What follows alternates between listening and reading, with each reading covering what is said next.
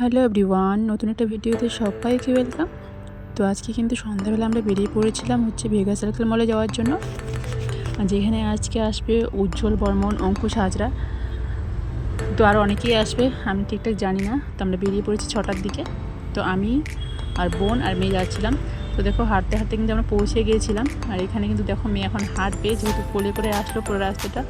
আর বাড়ির পাশে হওয়াতে আমরা কিন্তু হেঁটে হেঁটে এসেছি। আর এসে দেখি এত পরিমাণে ভিড়। আর এমনি সময় এই মলে ভিড় থাকে, কিন্তু আজকে যেহেতু প্রোগ্রাম হচ্ছে যার জন্য একটু ভিড়টা একটু বেশি ছিল।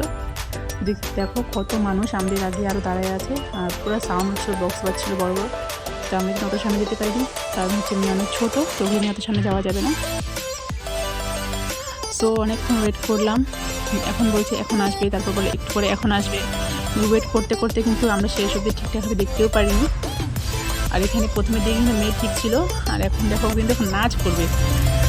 তো ও কিন্তু খুব এনজয় করছিল, সাউন্ড ছিল না জোরে জোরে, তার জন্য খুব এনজয় করছিল।